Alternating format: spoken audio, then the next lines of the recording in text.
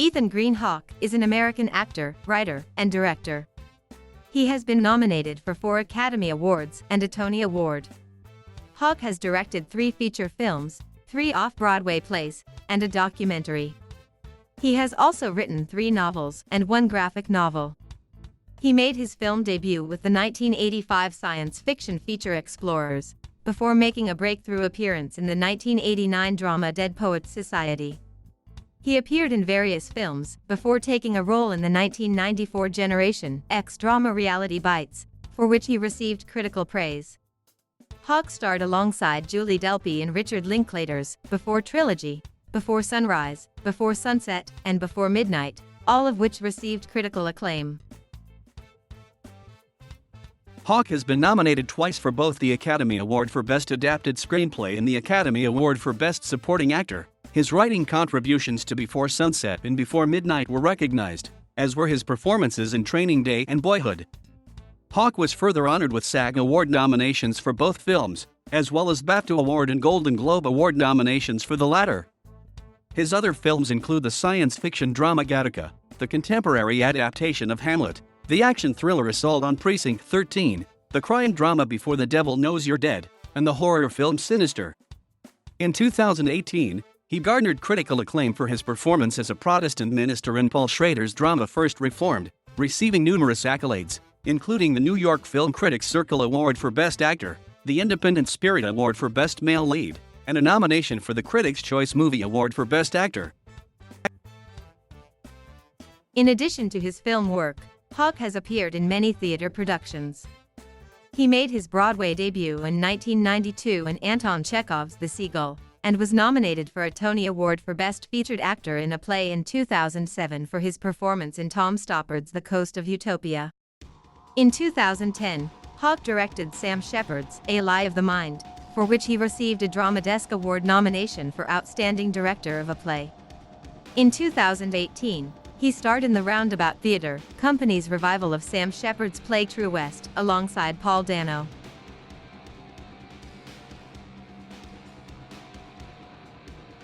Hawke was born in 1970 in Austin, Texas, to Leslie, a charity worker, and James Hawke, an insurance actuary. Hawke's parents were high school sweethearts in Fort Worth, Texas, and married young, when Hawke's mother was 17. Hawke was born a year later. Hawke's parents were both students at the University of Texas at Austin at the time of his birth. They separated and later divorced in 1974, when he was 4 years old. After the separation, Hawke was raised by his mother. The two relocated several times, before settling in New York City, where Hawke attended the Packer Collegiate Institute in Brooklyn Heights. Hawke's mother remarried when he was 10 and the family moved to West Windsor Township, New Jersey. There Hawke attended the public West Windsor Plainsboro High School. He later transferred to the Hun School of Princeton, a secondary boarding school, from which he graduated in 1988. In high school, Hawke aspired to be a writer, but developed an interest in acting. He made his stage debut at age 13, in a production at the McCarter Theatre of George Bernard Shaw's St. John. He also performed in West Windsor Plainsboro High School productions of Meet Me in St. Louis and You Can Take It With You. At the Hun School, he took acting classes at the McCarter Theatre, located on the Princeton campus. After graduation from high school, he studied acting at Carnegie Mellon University in Pittsburgh, dropping out after he was cast in Dead Poets Society. He enrolled in New York University's English program for 2 years, but dropped out to pursue other acting roles.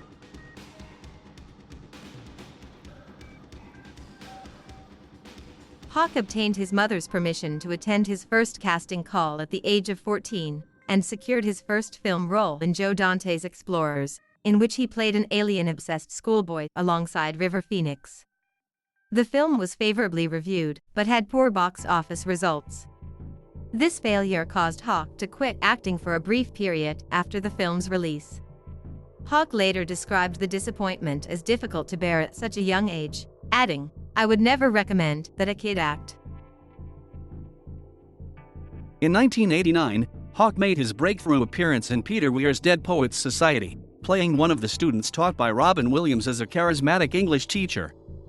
The Variety reviewer noted Hawke as the painfully shy Top, gives a haunting performance.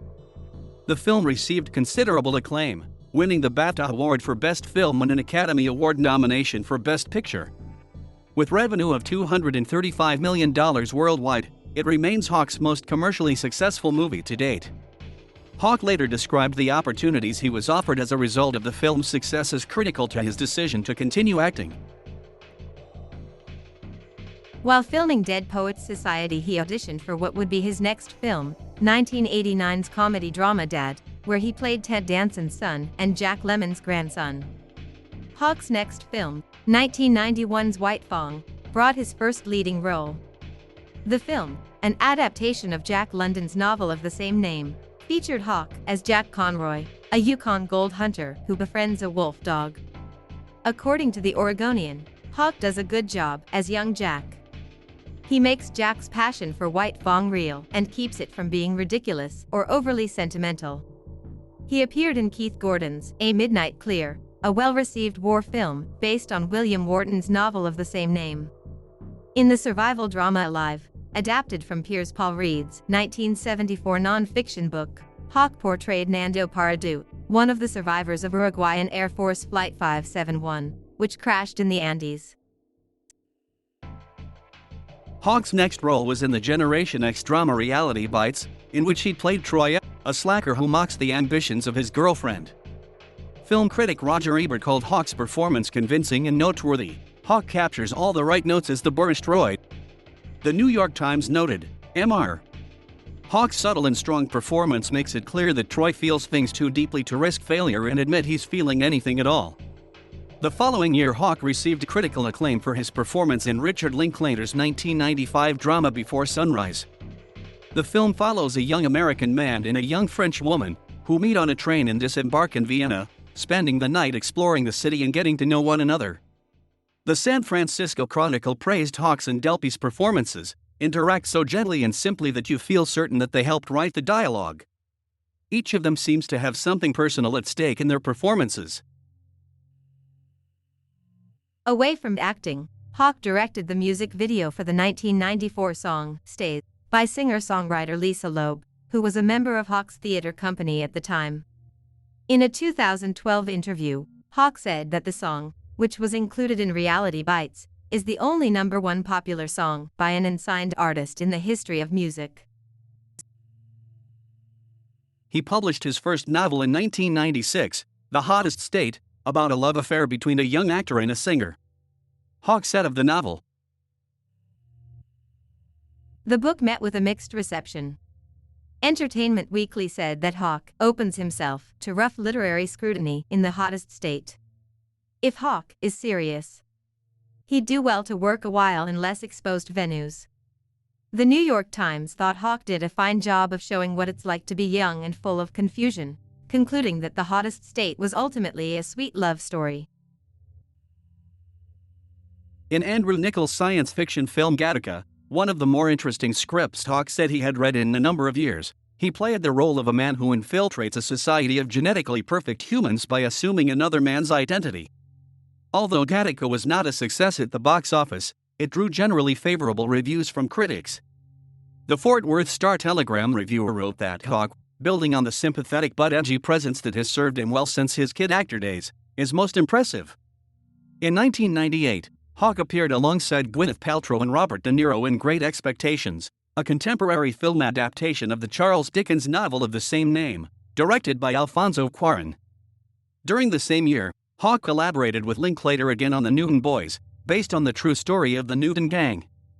Critical reviews for each film were mixed. The following year, Hawke starred in Snow Falling on Cedars, based on David Guterson's novel of the same title.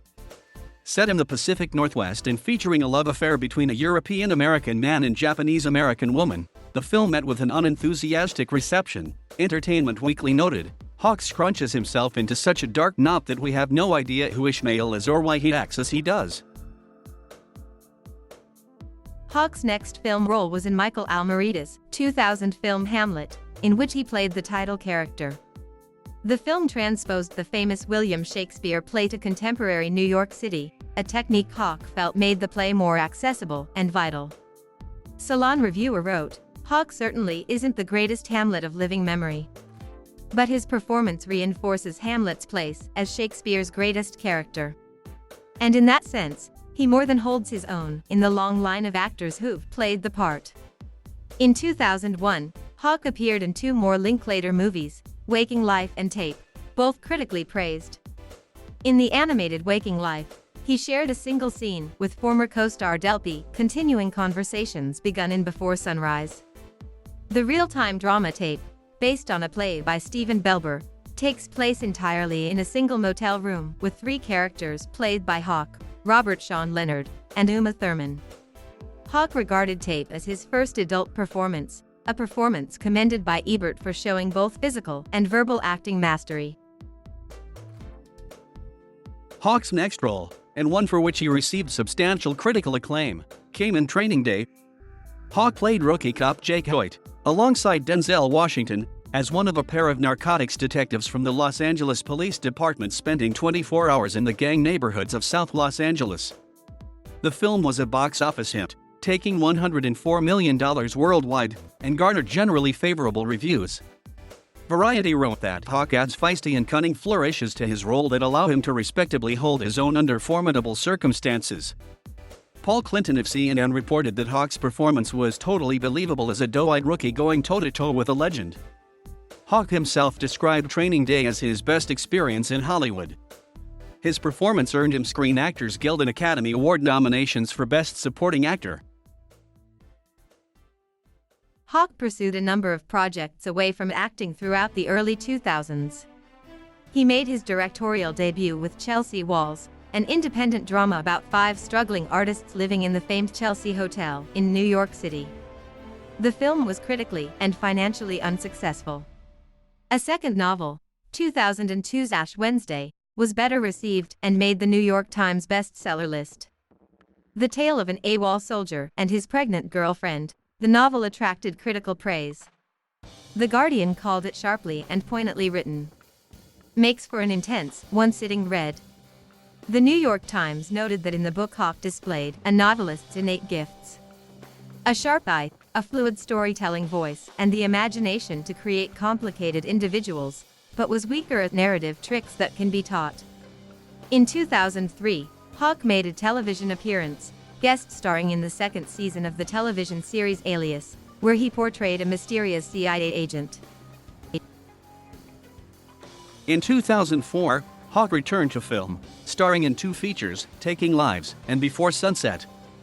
Upon release, Taking Lives received broadly negative reviews, but Hawke's performance was favored by critics, with the Star Tribune noting that he plays a complex character persuasively.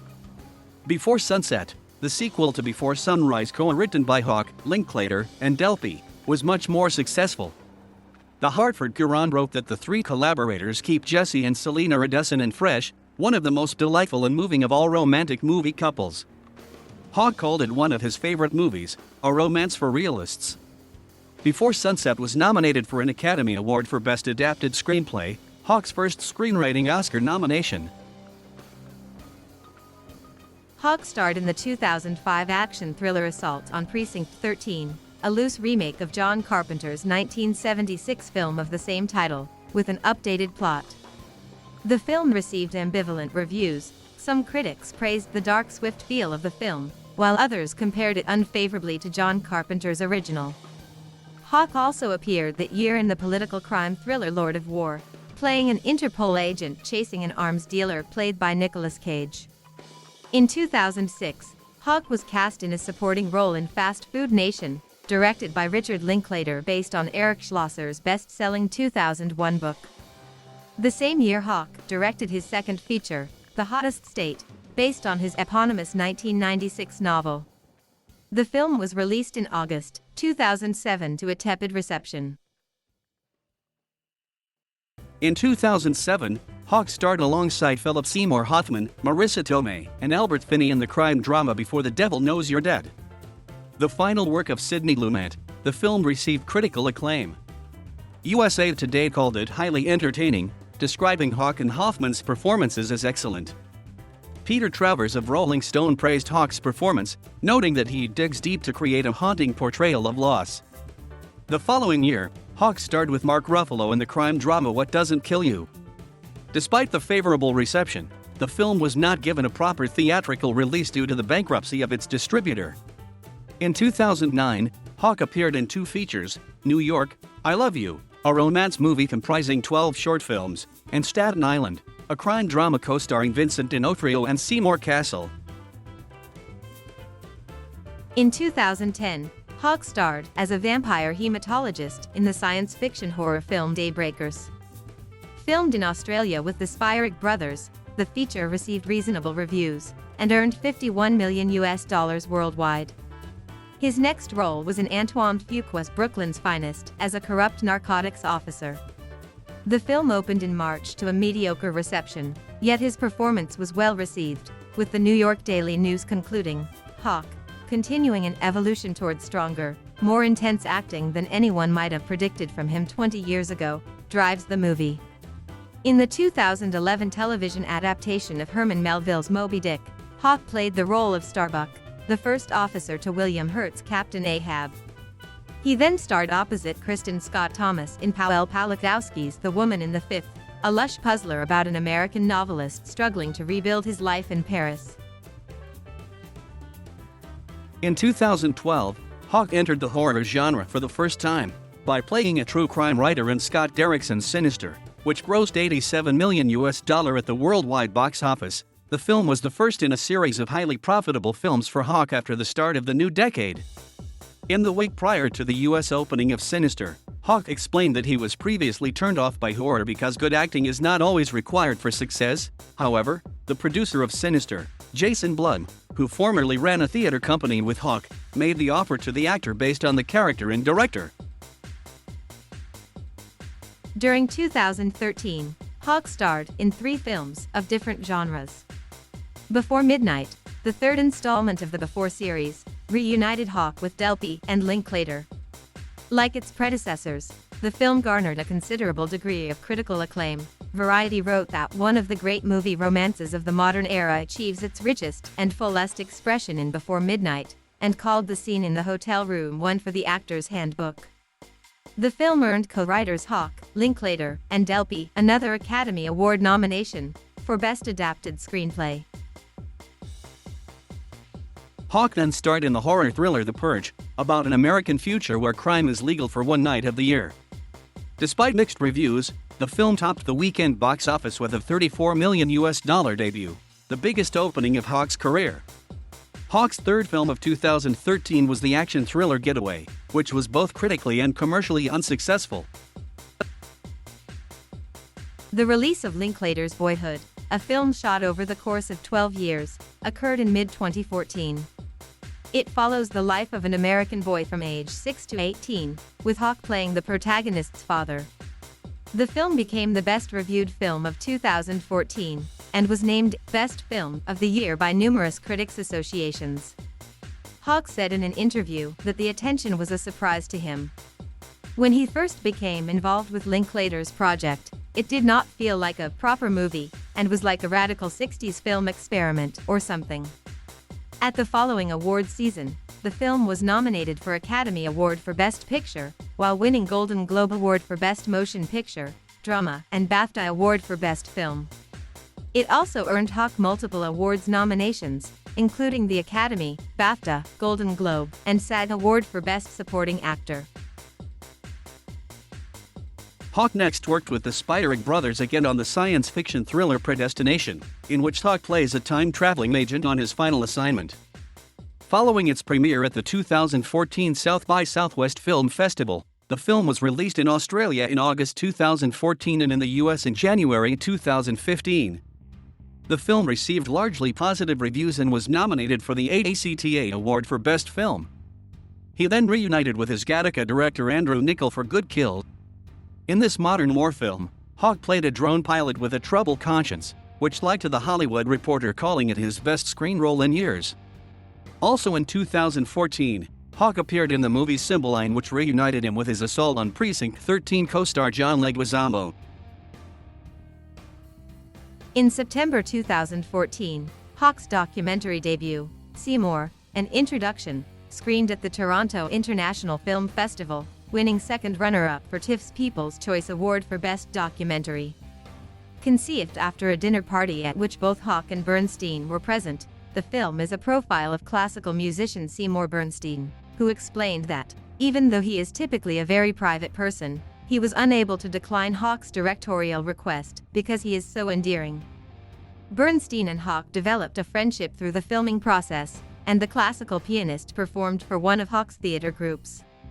The film was released in March 2015 to a warm reception. The Los Angeles Times reviewer described it as quietly moving, indefinitely deep. Hawke had 2 films premiered at the 2015 TIFF, both garnering favorable reviews. In Robert Boudreau's drama film Born to Be Blue, he played the role of jazz musician Chet Baker. The film is set in the late 1960s and focuses on the musician's turbulent career comeback plagued by heroin addiction. His portrayal of Baker was well received. Rolling Stone noted that everything that makes Ethan Hawke an extraordinary actor, his energy, his empathy, his fearless, vanity-free eagerness to explore the deeper recesses of a character, is on view in Born to Be Blue. In Rebecca Miller's romantic comedy Maggie's Plan, Hawke starred as an anthropologist and aspiring novelist alongside Greta Gerwig and Julianne Moore. His other films that year included the coming-of-age drama 10,000 Saints and the psychological thriller Regression. In November 2015, Hawke published his third novel, Roles for a Night, in the form of a letter from a father to his 4 children about the moral values in life. In 2016, Hawke starred in T.I. West's Western film In a Valley of Violence, in which he played a drifter seeking revenge in a small town controlled by its marshal. He then portrayed 2 unpleasant characters in a row, first as the abusive father of a talented young baseball player in The Phenom, then as the harsh husband of Maud Lewis in Maudie. While some critics praised his unexpected turns, others felt that Hawke was miscast as a cruel figure. He subsequently reunited with Training Day director Antoine Fuqua and actor Denzel Washington for The Magnificent Seven, a remake of the 1960 Western film of the same name. On June 7, his 4th book, In Day, A Story of the Apache Wars, a graphic novel he wrote with artist Greg Ruth, was released. In 2017, Hawke appeared in a cameo role in the science fiction film Valerian in the City of a Thousand Planets by Luc Besson, and starred in Paul Schrader's drama film First Reformed. As a former military chaplain tortured by the loss of his son, he encouraged to enlist in the armed forces, and focused on impending cataclysmic climate change. The film premiered at the Venice Film Festival to a positive reception. In 2018, Hawke had 2 films premiere at the 2018 Sundance Film Festival. In Juliet, Naked, a romantic comedy adapted from Nick Hornby's novel of the same name, he appeared as an obscure rock musician whose eponymous album set the plot in motion. His 3rd feature film, Blaze, based on the life of little-known country musician Blaze Foley, was selected in the festival's main competition section. In addition, Hawke starred in Boudreau's crime thriller Stockholm, which premiered at the 2018 Tribeca Film Festival. He was also in the Western drama The Kid directed by Vincent D'Onofrio. Hawke has described theater as his first love, a place where he is free to be more creative. Hawke made his Broadway debut in 1992, portraying the playwright Konstantin Treplev in Anton Chekhov's The Seagull at the Lyceum Theatre in Manhattan. The following year, Hawke was a co-founder and the artistic director of Malaparte, a Manhattan theater company, which survived until 2000. Outside the New York stage, Hawke made an appearance in a 1995 production of Sam Shepard's Buried Child, directed by Gary Sinise, at the Steppenwolf Theater in Chicago. In 1999, he starred as Kilroy in the Tennessee Williams play Camino Real at the Williamstown Theater Festival in Massachusetts. Hawke returned to Broadway in Jack O'Brien's 2003 production of Henry IV, playing Henry Percy. New York Magazine wrote, "Ethan Hawke's Hotspur is a compelling, ardent creation." Ben Brantley of the New York Times reported that Hawke's interpretation of Hotspur might be too contemporary for some tastes, but allowed great fun to watch as he fumes and fulminates. In 2005, Hawke starred in the off-Broadway revival of David Robb's dark comedy Hurly-Burly. New York Times critic Brantley praised Hawke's performance as the central character Eddie. reporting that he captures with merciless precision the sense of a sharp mind turning flaccid. The performance earned Hawke a Lucille Lortel Award nomination for Outstanding Lead Actor. From November 2006 to May 2007, Hawke starred as Mikhail Bakunin in Tom Stoppard's trilogy play The Coast of Utopia, an 8-hour-long production at the Lincoln Center Theater in New York. The Los Angeles Times complimented Hawke's take on Bakunin, writing, "Ethan Hawke buzzes in and out as Bakunin, a strangely appealing enthusiast on his way to becoming a famous anarchist." The performance earned Hawke his first Tony Award nomination for Best Featured Actor in a Play. In November 2007, he directed Things We Want, a 2-act play by Jonathan Mark Sherman, for the artist-driven off-Broadway company The New Group. The play has 4 characters played by Paul Dano, Peter Dinklage, Josh Hamilton, and Zoe Kazan. New York Magazine praised Hawke's understated direction, particularly his ability to steer a gifted cast away from the histrionics. The following year, Hawke received the Michael Mendelsohn Award for Outstanding Commitment to the Theater. In his acceptance speech, Hawke said, "I don't know why they're honoring me. I think the real reason they are honoring me is to help raise money for the theater company. Whenever the economy gets hit hard, one of the first thing to go is people's giving, and last on that list of things people give to is the arts because they feel it's not essential. I guess I'm here to remind people that the arts are essential to our mental health as a country."